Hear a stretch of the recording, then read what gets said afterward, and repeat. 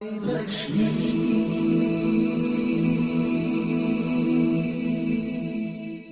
श्री धनलक्ष्मी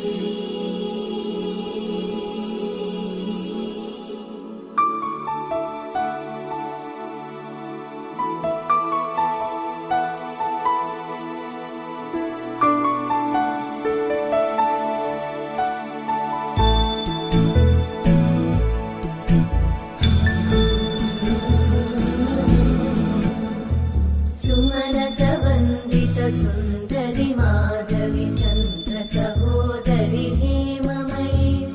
मुनिगणवन्दित मोक्षप्रदायिनि मञ्जुळभाषिणि वेदनुते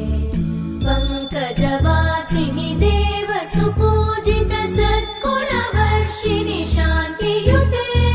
जय जय हे मधुसूदन कामिनि आदिलक्ष्मि जय पालय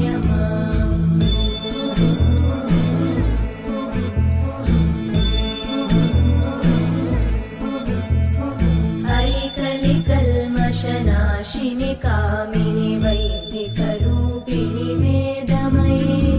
क्षीरसमुद्भव मङ्गलरूपिणि मन्त्रनिवासिनि मन्त्रनुते मङ्गलदायिनि अम्बुजवासिनि देवगणाश्रितपादयुते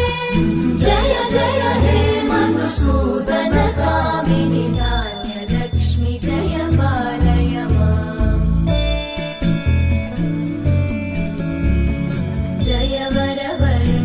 वैष्णवि भार्गवि मन्त्रस्वरूपिणि मन्त्रमये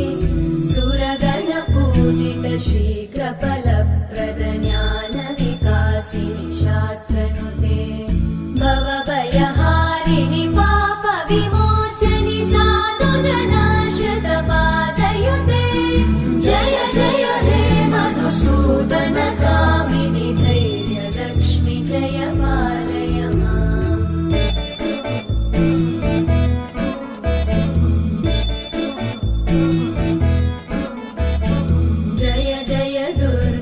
नाशिनि कामिनि सर्वफलप्रदशास्त्रमये रथगजतुरगपदादि समानुत परिजनमण्डित लोकनुते हरिहर ब्रह्म सुपूजित सेवित तापनिवारिणि पादयुते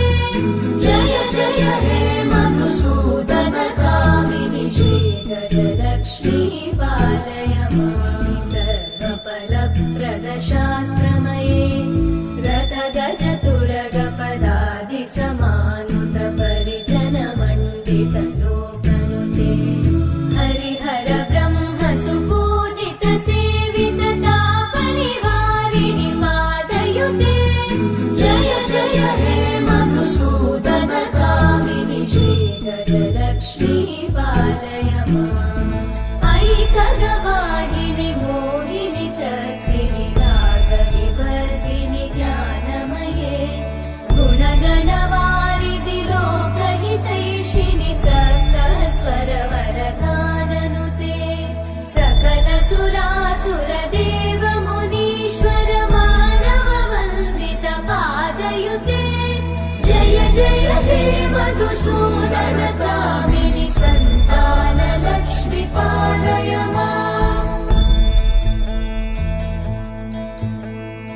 जय कमलासनि सद्गतिदायिनि ज्ञानविकासिनि गानमये अनुदिनमर्चित कुङ्कुमधूसर भूषित वासित वाद्यनुते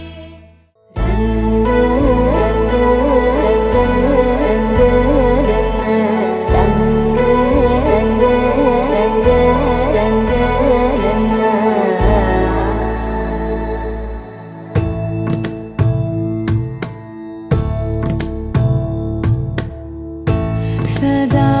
नन्नु नडिपे नी చెలిమే పూదారై నిలిచే ప్రతి మలుపు ఇకపై స్వాగతమై నా